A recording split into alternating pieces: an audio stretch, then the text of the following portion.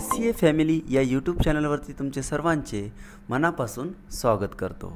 बाळांनो, आजपासून आपण इंग्लिश या सब्जेक्टचे लेसन स्टार्ट करणार आहे. सो स्टार्ट करण्यापूर्वी तुम्हाला सगळ्यांना एक रिक्वेस्ट असेल का तुम्ही आपल्या चॅनलला अजून सबस्क्राईब केलं नसेल तर कृपया सबस्क्राईब करून घ्या, कारण इंग्लिश या सब्जेक्टचे जेही लेटेस्ट व्हिडिओ असेल ते फक्त सबस्क्रायबरसाठीच असणार आहे. म्हणून तुम्ही आपल्या चॅनलला सबस्क्राईब करून घ्या आणि सबस्क्राईब बटन शेजारचं जे बेल आयकॉनचं बटन आहे त्यालासुद्धा क्लिक करून घ्या, म्हणजे तुम्हाला नवीन व्हिडिओ जे मी अपलोड करणार आहे त्याची नोटिफिकेशन मिळत राहील. ओके, सो आज आपण या लेक्चरमध्ये इंग्लिशचा first topic, first lesson an astrologer's day हा स्टार्ट करणार आहे. सो स्टुडंट्स, अगदी लक्षपूर्वक तुम्हाला इथे व्हिडिओ बघायचा आहे आणि या लेसनमध्ये जसं जसं आपण पुढे जाणार आहे तर तुमच्या हातात एक नोटबुक असून द्या, म्हणजे जे इम्पॉर्टंट पॉईंट्स मी तुम्हाला सांगणार आहे ते तुम्ही राईट डाऊन करून घ्या. ओके, त्यानंतर अजून एक महत्त्वाची गोष्ट, या लेसनमधले जे इम्पॉर्टंट्स असे होकॅप आहे, जे वर्ड्स आहे ज्याचा मीनिंग तुम्हाला माहीत नाही, तर ते सर्व तुम्हाला होकॅप्स, ते वर्ड्स माझ्या व्हॉट्सअप ग्रुपवरती, आपला जो यूट्यूब चॅनलचा व्हॉट्सअप ग्रुप आहे त्यावरती मिळून जाईल. तर तुम्ही लवकरच तो चॅनलचा जो आपला ग्रुप आहे व्हॉट्सअप ग्रुप तो जॉईन करून घ्या. डिस्क्रिप्शनमध्ये माझा व्हॉट्सअप नंबर आहे किंवा त्या ग्रुपची लिंकसुद्धा आहे. ओके, सो स्टार्ट करूया. बघा, सगळ्यात अगोदर आपण जो रायटर आहे त्या रायटरची बायोग्राफी जी आपल्याला दिलेली आहे ती आपण व्यवस्थित एकदा समजून घेऊ व त्यानंतर स्टोरीला स्टार्ट करू. ओके, बघा यामध्ये आपल्याला काय दिलेलं आहे. R K. Narayan 1906 to 2001, Rasipuram Krishnaswami Iyer. R K. नारायणचा फुल फॉर्म काय आहे बाळांनो? तर राशीपुरम कृष्णस्वामी अय्यर हा त्याचा फुल फॉर्म आहे. 1906 ते 2001 हा त्यांचा कालखंड आहे. ओके, पुढे बघा. Narayan Swami was one of the best known novelist among Indian English writer.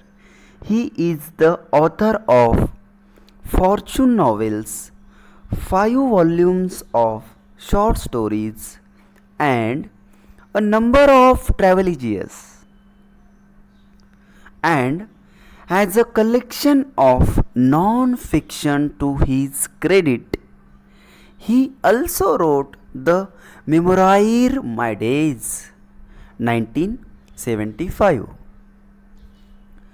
Narayan created the imaginary town of Malgudi, where realistic characters in a typically Indian setting lived in unpredictable events.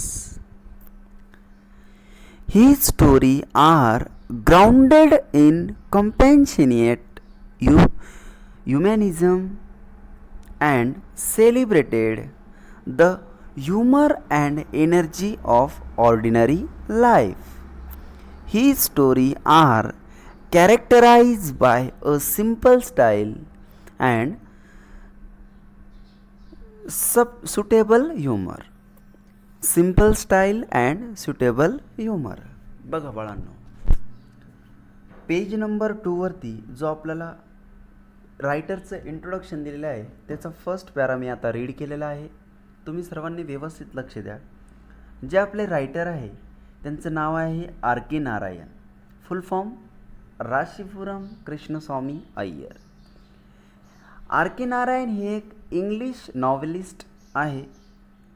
आपल्या इंडियामधून, या संपूर्ण भारतामधून हे एक कोण आहे बाळांनो? तर एक इंग्लिश नॉवेलिस्ट ज्यांना आपण त्या नावाने ओळखतो. त्यानंतर पुढे त्यासोबतच ते वेगवेगळ्या त्यांनी कादंबऱ्या लिहिलेल्या आहे. त्यामध्ये त्यांची प्रसिद्ध अशी एक कादंबरी आहे माय डेज नावाची, जी 1975मध्ये पब्लिश झाली होती आणि ती खूप प्रसिद्धही झाली होती. ओके, त्यानंतर त्यांनी एक त्यांचंच असं एक काल्पनिक गाव त्यांनी क्रिएट केलेलं आहे. जसं एक गाव असतं तसं त्यांनी स्वतःच्याच मनात त्यांच्या विचाराने एक गाव, एक विलेज, एक टाउन असं त्यांनी क्रिएट केलेलं आहे. त्याला मालगुडी असं नाव दिलेलं आहे. आणि त्या मालगुडी गावामध्ये अगदी असे रिअलिस्टिक कॅरेक्टर्स जे टिपिकल इंडियन स्टाईलमध्ये आहे, जे भारतातील आपली टिपिकल इंडियन स्टाईल आहे, ज्याला आपण जसं गावातील लोक असतात, खेड्यापाड्यातील जे लोक असतात, ते एकदम रिअलिस्टिक पद्धतीने त्यांच्या त्या कल्पनातील जे गाव आहे त्यामध्ये त्यांनी मांडण्याचा प्रयत्न केलेला आहे. त्यांनी वेगवेगळ्या प्रकारच्या नॉवेल्स, त्यांच्या स्टोरीज लिहिलेल्या आहे आणि त्या खूप प्रसिद्धही आहे. त्यानंतर त्यांच्या लिखाणाच्या बाबतीत आपल्याला यामध्ये सांगितलेलं आहे. तर त्यांचं लिखाण बघा, त्यांच्या लिखाणामध्ये एक सगळ्यात अगोदर तर लिखाणामध्ये एक ह्युमर असतो. ह्युमर म्हणजे बाळांनो काय, तर ह्युमर म्हणजे एक विनोदीपणा. तर आपण कसं म्हणू शकतो, एंटरटेनिंग, विनोदी. त्यांचं जे लिखाण आहे ते एकदम एंटरटेनिंग असतं. जो रीडर आहे, जे रीड करता, तर त्यांना ते खूप आनंद भेटतो त्यापासून रीड केल्यानंतर. त्यांच्या स्टोरी एकदम कॉमेडी टाईप असत्या असं आपण त्यांना म्हणू शकतो. ओके, पुढे बघा. Narayan was introduced to American readers in 1952 by the Michigan State University Press. These include Swami and Friends, The Bachelor of Arts 1937, The Dark Room 1938, An Astrologer's Day and Other Stories 1947, Mr. Sampath 1949, The Financial Expert 1954, Waiting for Mahatma 1955, The Guide 1958 and many others books. त्यांचे बुक्सच्या बाबतीत आपल्याला माहिती दिलेली. त्यांनी वेगवेगळ्या प्रकारचे books American रीडरसाठी introduce केले होते. त्यामध्ये खूप सारे बुक्सचे नाव आपल्याला यामध्ये दिसतं आहे आणि त्यांचे प्रत्येक बुक्सचं ते कोणत्या वर्षी पब्लिश केलं, ते रिलीज कोणत्या वर्षी करण्यात आलं, म्हणजे आपण म्हणू शकतो ते मार्केटमध्ये कधी आलं, त्यांचं त्यांनी इयरसुद्धा दिलेलं आहे. ओके, पुढे बघा. His novel the Guide, underline करा बाळांनो ह्या द गाईड या वर्डला. त्या बाबतीत आपल्याला काय माहिती दिलेली बघा. His novel the Guide won him the Sahitya Akademi Award in 1961. The Guide नावाची त्यांचं जे बुक होतं ते इतकं जास्त प्रसिद्ध झालं का त्यामुळे त्यांना एक अवॉर्ड मिळाला आणि त्या अवॉर्डापासून त्यांचा सत्कार केला गेला. त्यांना कोणता अवॉर्ड मिळाला बाळांनो, तर त्या अवॉर्डचं नाव आहे साहित्य अकॅडमी अवॉर्ड इन 1961. 1961 त्यांना हा अवॉर्ड देण्यात आला, हा पुरस्कार देण्यात आला. ओके, हे अंडरलाईन करून घ्या. एक्सप्लेनेशन करताच तुम्ही याचा वापर नक्कीच करू शकता. पुढे बघा. The most quest literary humour in India. His writing is distinguished by humor and unoffending irony, a unique Indianness and a simplicity which is utterly charming and authentic.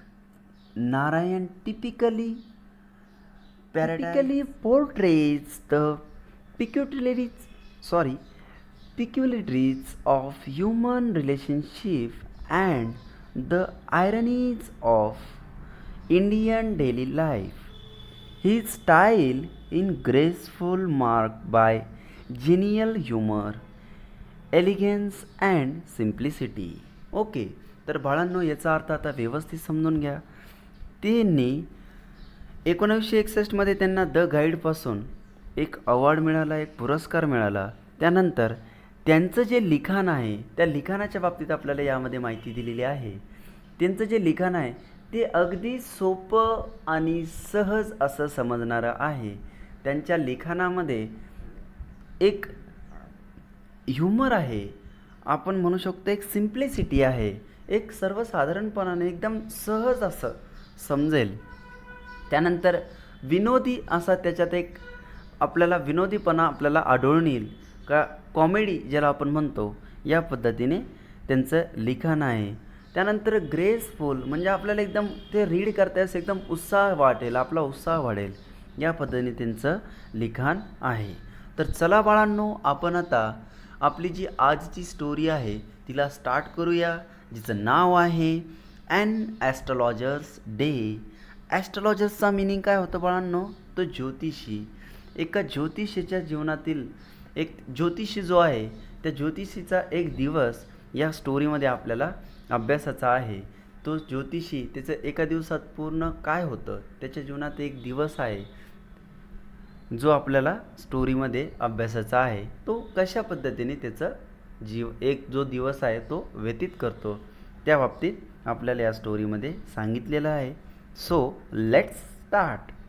बघा, punctually at midday he opened his bag and spread out his professional equipment, which consist of a dozen cowrie shells, a square pieces of cloth with obscure mystic chart on it, a notebook, and a bundle of Palmyra writing.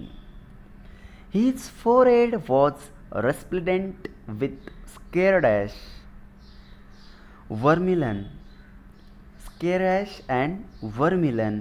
and his eyes sparkled with a sharp, abnormal gleam, which was really an outcome of a continual searching look for customers, but which his simple client took to be a prophetic light and felt comfort. The power of his eyes was considerable, enhanced by their position of his eyes, by their position, placed as they were between the paint forehead and the dark whiskers which streamed down his cheeks. Even a half-wit's eyes would sparkle in such a sitting. बघा, इथपर्यंत आपण आता अर्थ व्यवस्थित समजून घेऊ. एके दिवशी भर दुपारी काय होते? मिड डे म्हणजे बाळांनो भर दुपारी. भर दुपारी नियमितपणे जो आपला ॲस्ट्रॉलॉजर्स आहे, आर के नारायणच्या या स्टोरीमधला जो ॲस्ट्रॉलॉजर्स आहे, त्यांनी काय केलं तर त्याचे जी प्रोफेशनल इक्विपमेंट आहे, ते जे भविष्य सांगण्याचे जे पण त्याचे साहित्य असेल, साधने असेल, ते साधने त्यांनी त्याच्या बॅगमधून, त्याच्या पिशवीमधून काढून त्यांनी त्याचे दुकान मांडायला सुरुवात केली. तो दुकान मांडायला त्यांनी त्याची सुरुवात केली आणि त्या साहित्यामध्ये, त्या साधनामध्ये बघा काही वेगवेगळ्या प्रकारचे आपल्याला नावे दिलेली आहे, ज्यामध्ये डझन्स कावरी शेल्स म्हणजे बाळांनो काय? बघा, तर कावरी शेल्सचा आपल्याला शेजारीच मिनिंग दिलेला आहे, अ सी ॲनिमल. म्हणजेच बाळांनो आपण त्याला काय म्हणतो? कवड्या.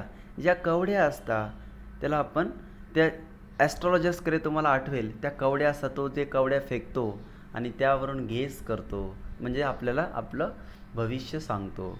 तर त्या कवड्या, त्यानंतर पुढे अजून बघा काय आहे, a square piece of cloth with obscure mystic chart on it.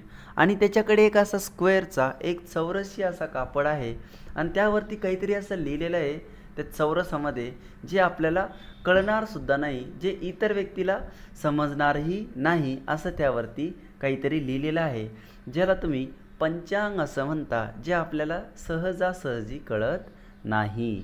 पंचांग जे असतं बाळांनो, पंचांग तुम्ही जर ॲस्ट्रॉलॉजर्स तुम्ही बघितलं असेल तर तुम्हाला नक्कीच ते लक्षात येईल. त्यामध्ये ते ग्रह तारे वगैरे वगैरे जे गॅलेक्सीज असतात त्यामध्ये ते सर्व समाविष्ट असतात आणि साधारण व्यक्तीला ते समजण्यास सोपे नसते. मायस्टिकचा अर्थ काय आहे? Something that relates to supernatural powers and it's not easily understood. असं काहीतरी जे काहीतरी दैवी, सुपरनॅचरल म्हणजे काय, अशी दैवी ताकद आहे जी साधारण व्यक्तीला, एका सामान्य माणसाला समजणार नाही. त्या पद्धतीने त्याच्याकडे एक चार्ट होता, त्यानंतर एक नोटबुक होती आणि बंडल ऑफ पल्मायरा रायटिंग. पल्मायराचा अर्थ बघा, अ काइंड ऑफ पाम म्हणजे बाळांनो ताडाचे झाड. त्या ताडाच्या झाडाप्रमाणेच पूर्वी लिखाणाला आपल्याकडे आज जसं वहीचे पेजेस आहे, नोटबुकचे पेजेस आहे, ते सुद्धा झाडापासूनच बनलेले आहे, झाडाच्या खोडापासून. तर पूर्वी झाडाच्या खोडावरती ते जे पामचं जे झाड आहे त्याच्यापासून लिखाण केलं जातं आणि तशाच काहीतरी पद्धतीचं त्याच्याकडे एक बंडल आहे जो तो लिखाणासाठी वापरतो. त्यानंतर पुढे असं सांगितलेलं आहे, his forehead was resplendent with sacred ash and vermilion. त्याचा जो फोरहेड आहे बाळांनो, कपाळ आहे, त्या कपाळावरती त्याने राख जी असते ती लावलेली आहे. स्केअर ॲश, त्याला तुम्ही असं भस्मही म्हणू शकता, जो असं व्हाईट कलरचा असतो बघा. आणि त्यामध्ये वर्मिलन म्हणजे गंध, कुंकू ज्याला तुम्ही असं म्हणू शकता, गंधाचा टीका त्याने लावलेला आहे. आणि ते सर्व लावल्यामुळे तो इतका ॲट्रॅक्टिव्ह दिसतोय, इतका छान दिसतोय, असं आपल्याला आर के नारायण सांगत आहे का. त्यामुळे तो जिथे बसलेला आहे, त्या चिंचेच्या झाडाखाली तो बसलेला आहे. एका बाजारामध्ये पुरातन काळी जे बाजार भरायचे ते असेच, ही जी स्टोरी आहे ती खूप जुनी आहे. एक त्यांनी काल्पनिक अशी स्टोरी सांगितलेली आहे आणि ह्या स्टोरीमध्ये त्यांनी जे गाव सांगितलेलं आहे, तो गावातील एक बाजार आहे आणि त्या मार्केटमध्ये हा ॲस्ट्रोलॉजर्स आहे, त्याने त्याची दुकान मांडलेली आहे. आणि ते दुकान मांडल्यानंतर तो इतका ॲट्रॅक्टिव्ह दिसतोय, त्याचं दिसणं जे आहे, त्याचा जो पोशाख आहे, त्याचं जे गंध लावलेला, त्यावर ते भस्म, त्यावरती गंध, त्यानंतर त्याचा ड्रेस, त्याने डोक्याला जो रुमाल बांधलेला आहे भगव्या कलरचा, त्यानंतर त्याचे जे गालावरती त्याची आलेली दाढी आहे, चीक्सवरती जी दाढी त्याच्या आलेली आहे, त्या दाढीमुळे तो इतका ॲट्रॅक्ट असा दिसत आहे का येणारे जाणारे जे कस्टमर आहे, ते जे गावाच्या दिशेने जो रस्ता जातो तिथे कदाचित हा बाजार भरलेला असावा. आणि हा जो रस्ता आहे हा मेन रस्ता आहे गावात येण्या जाण्यासाठी. तर यावरती जे ग्राहक आहे ते त्याला बघून ॲट्रॅक्ट होतात. पुढे बघा आपल्याला काय म्हटलेलं आहे, to crown his head his colour scheme never failed. People were attracted to him as bees are attracted to cosmos or the Heliostacals. He sat under the bough of a spreading tamarind trees which flanked a path running through the town hall park. It was a remarkable place in many ways. जसं की मी तुम्हाला सांगितलं, हा एका टॅमरेंड म्हणजे चिंचेच्या झाडाखाली बसलेला आहे आणि ते चिंचेचं झाड अशा एका वाटेवरती आहे, जी वाट टाउन हॉल म्हणजे गावाच्या दिशेने जाणारी आहे. आणि त्या वाटेवरून अनेक लोकांचा प्रवास हा दिवसभर चालूच असतो.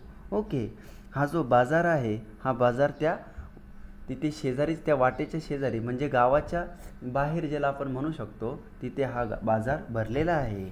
आणि असंख्य लोक त्या वाटेवरून दिवसभर ये जा करता आणि त्याच्याकडे काय होता, ॲट्रॅक्ट होता.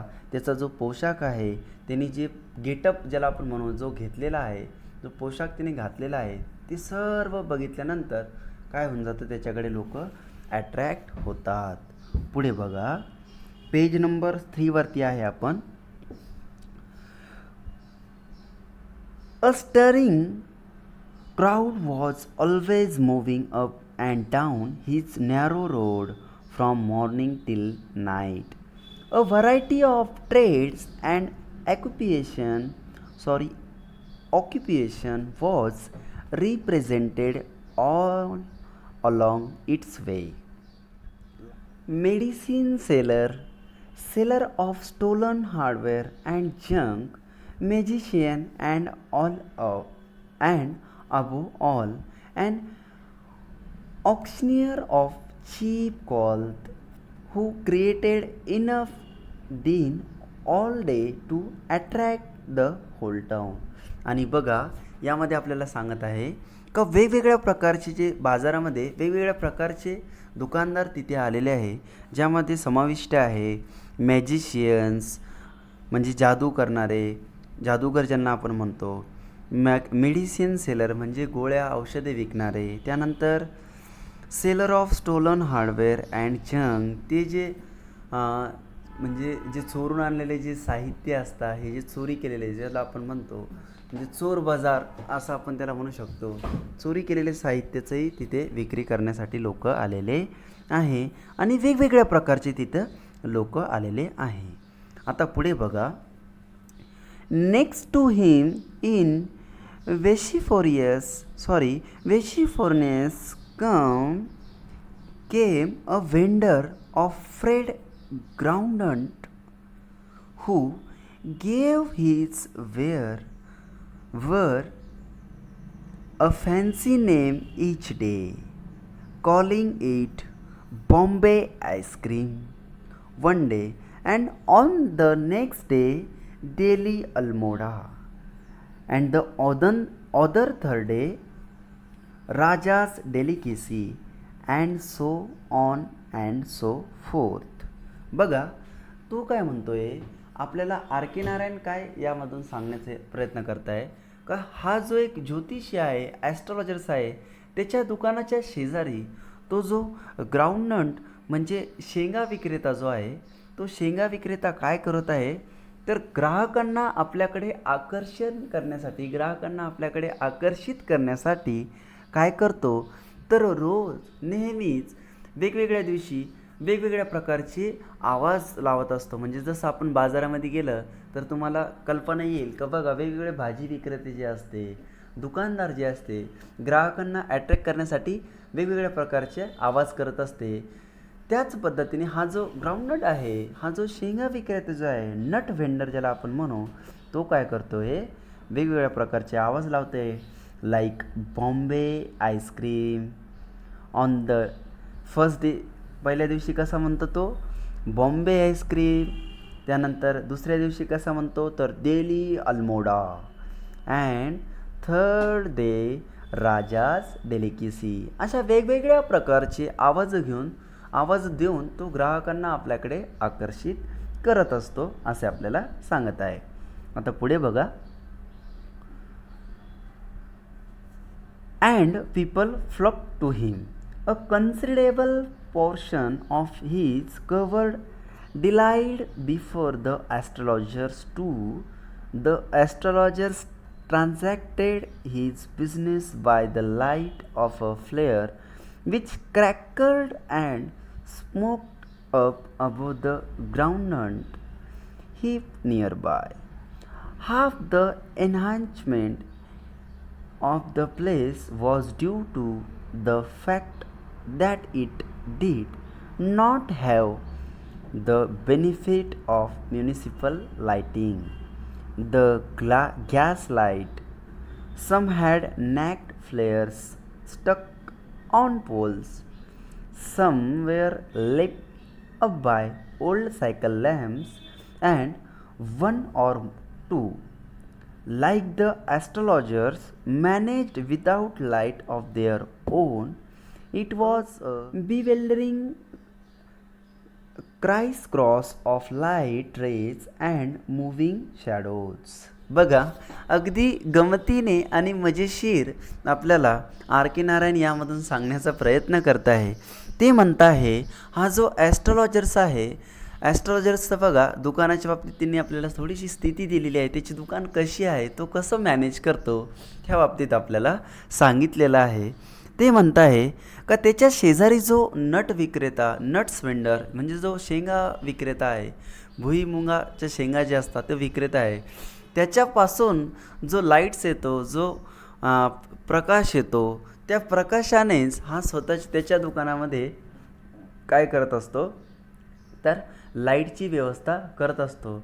म्हणजे ते म्हणताय का याच्याकडे याच्या दुकानामध्ये स्वतःची लाईटसुद्धा नाही आहे. आता त्या काळामध्ये बाळांनो लाईट वगैरे तर नव्हत्या, पण आपण असं म्हणू शकतो का जे गॅस लाईट असते, जे दिवे, कंदील, मेणबत्ती वगैरे या प्रकारच्या ज्या लाईट्स, जे प्रकाशाचे साधन होते ते सुद्धा याच्याकडे नव्हते असं त्याला म्हणताय. असं आपल्याला ते सांगताय या स्टोरीमधून. आणि ते म्हणताय मग हे मॅनेज कसा करायचा, तर त्याच्या शेजारी जो शेंगा विक्रेता होता त्याच्यापासून त्याचा जो प्रकाश पडायचा त्या प्रकाशापासून आणि आजूबाजूला येणाऱ्या जाणाऱ्यापासून जो प्रकाश त्याच्यावरती पडायचा त्यापासूनच तो काय करायचा, ते मॅनेज करायचा.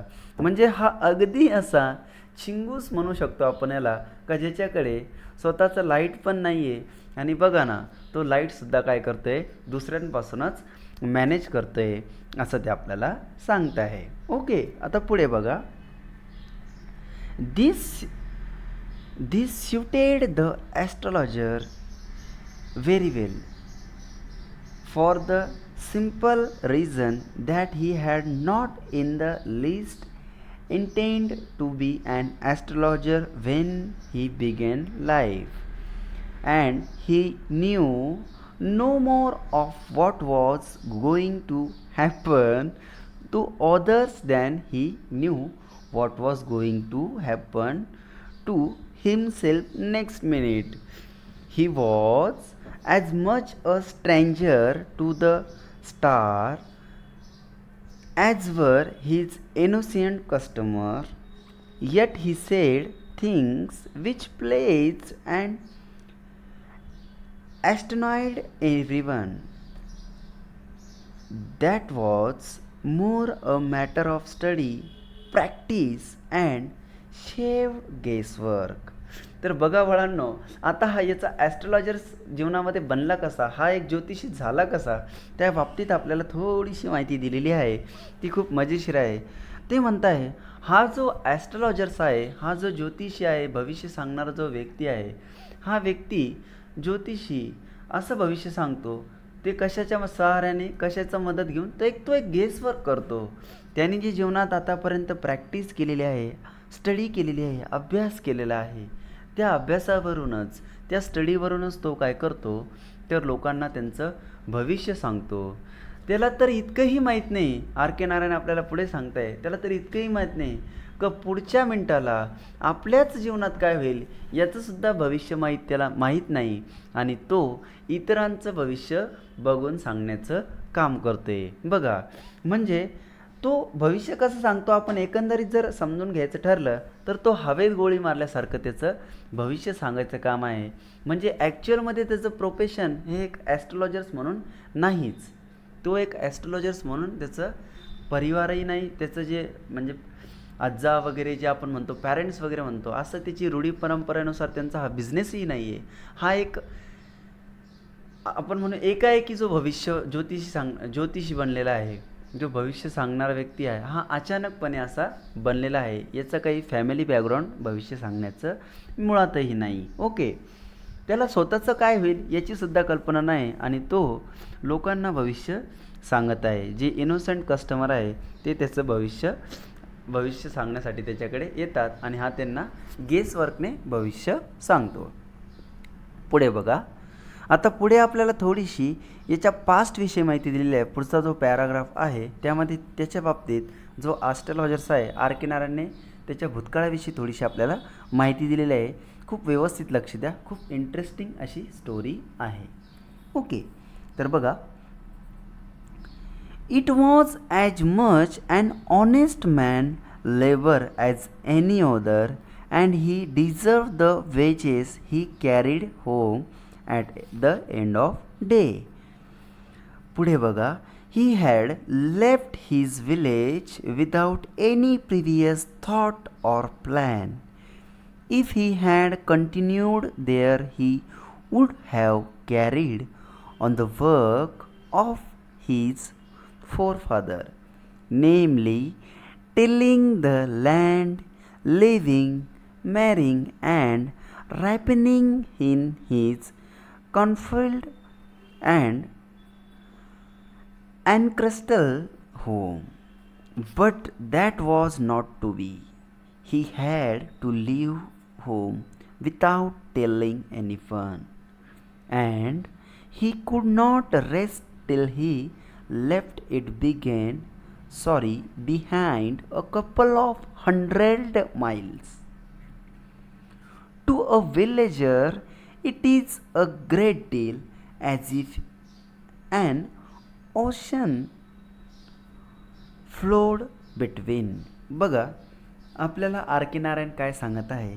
आर के नारायण म्हणत आहे का तो जे गेसवर करून का असाना, पण तो जे काम करतोय, तो जो मेहनतीने लोकांना अंदाजे भविष्य जे सांगतोय, ते भविष्य सांगितलेले ते भविष्य तो सहजासहजी म्हणजे गेसवर करूनच सांगतो.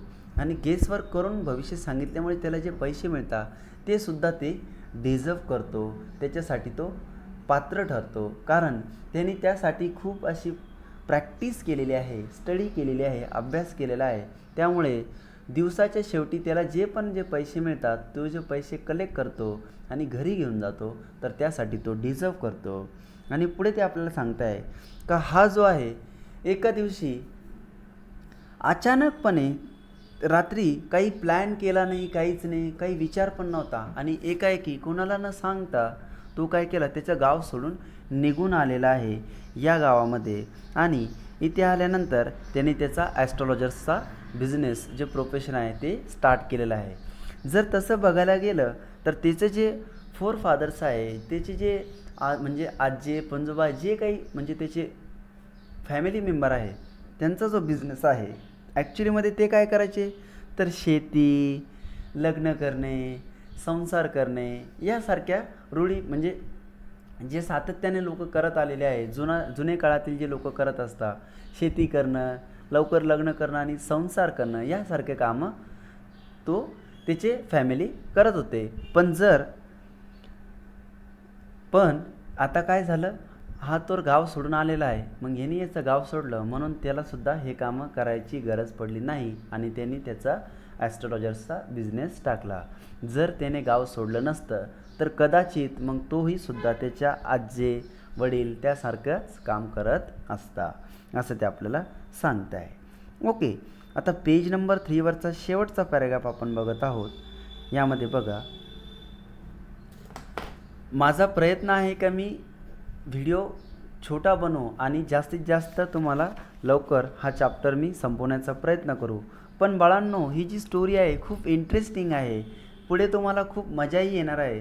म्हणून कदाचित या चॅप्टरचा, या लेसनचा पार्ट 2 ही मला अपलोड करावा लागू शकतो. तर बाळांनो, तुम्ही कंटिन्यूड मी प्रयत्न करेल का मी हा व्हिडिओ छोटा, जितका होईल तितका छोटा बनवण्याचा प्रयत्न करू.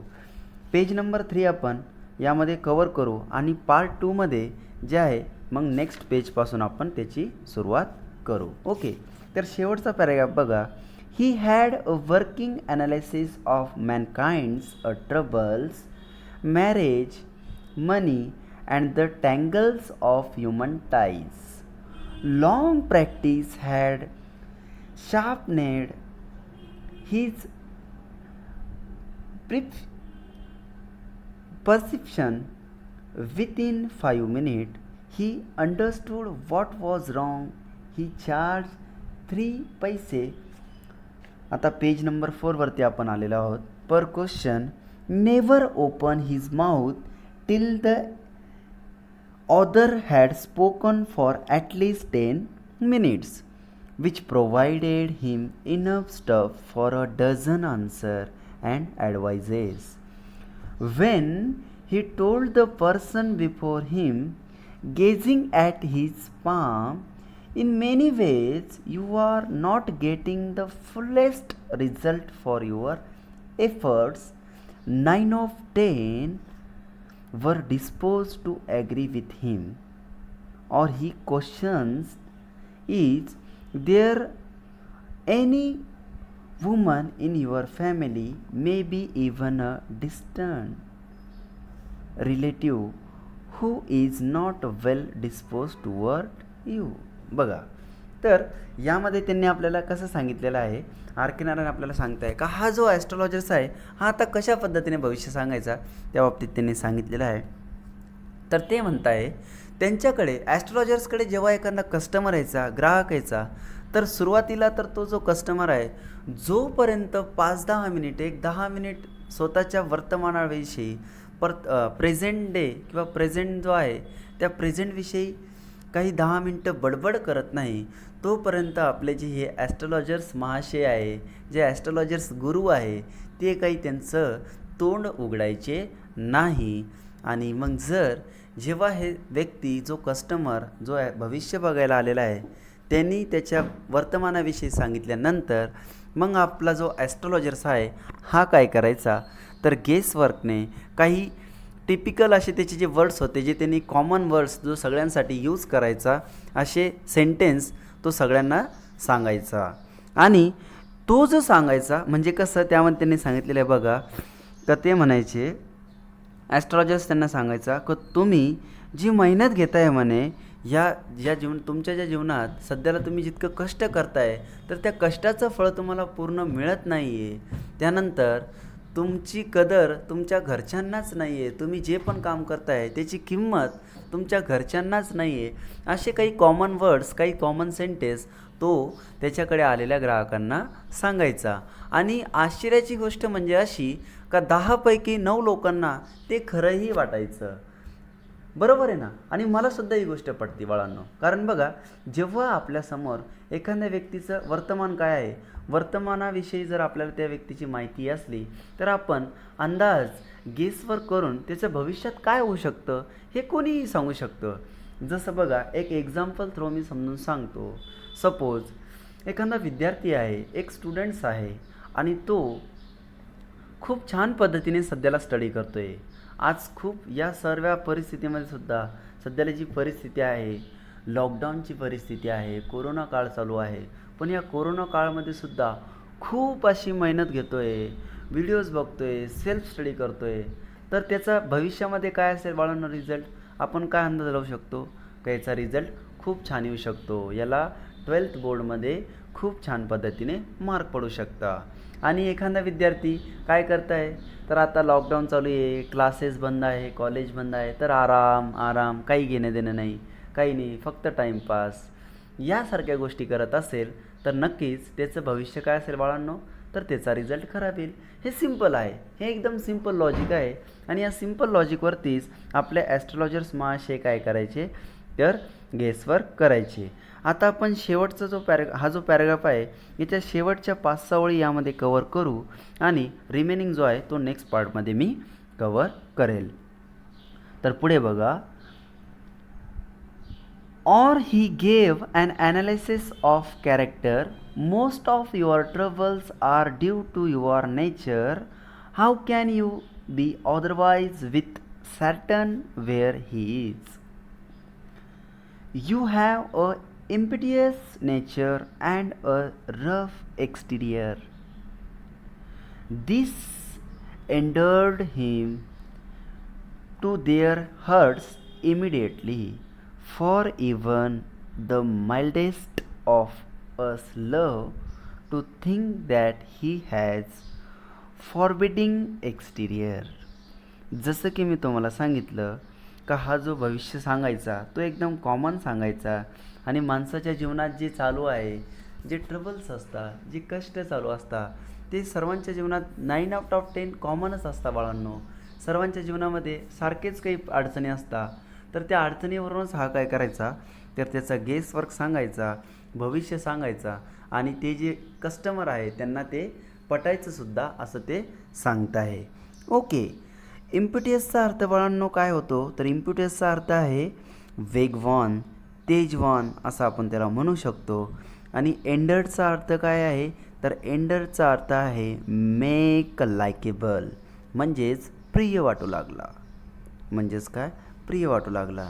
तर जेव्हा हा जो ॲस्ट्रोलॉजर्स आहे त्यांच्या कस्टमरला, तो जो ग्राहक आहे त्यांना काय करायचं, भविष्य सांगायचा, तर ग्राहकांना ते पटायचंसुद्धा, आणि त्यावरती विश्वाससुद्धा बसायला लागायचा. असं आज आपण ह्या व्हिडिओमध्ये, या लेक्चरमध्ये इथपर्यंतच बघणार आहे. मी पुन्हा एकदा रिक्वेस्ट करतो का तुम्ही आपल्या चॅनलला सबस्क्राईब करून घ्या, कारण पार्ट 2 तुम्हाला सबस्क्राईब केल्यानंतरच मिळेल. ओके बाळांनो, आणि कमेंट सेक्शनमध्ये मला नक्की सांगा तुम्हाला कसा वाटला व्हिडिओ. आणि एक शेवटची रिक्वेस्ट, या चॅप्टरचे मी सुरुवातीलाच सांगितलेलं आहे का या चॅप्टरचे जेही व्होकॅब्लरी आहे, जे इम्पॉर्टंट वर्ड्स आहे ते व्हॉट्सअप ग्रुपवर मी डेली अपलोड करत असतो, देत असतो. तर तुम्हीसुद्धा व्हॉट्सअप ग्रुप जॉईन करा. मला व्हॉट्सअपवर तुमचं नाव आणि ॲड्रेस मॅसेज करा. ॲड्रेस यासाठी कारण मला कळालं पाहिजे का आपले व्हिडिओ आता कुठे कुठे पोचत आहे, आपले व्हिडिओ कुठपर्यंत, कोणकोणत्या गावातील विद्यार्थी आपल्या व्हिडिओपासून त्यांना मदत मिळते आणि ते स्टडी करत आहे. ओके बाळांनो, thank you very much. Have a good day.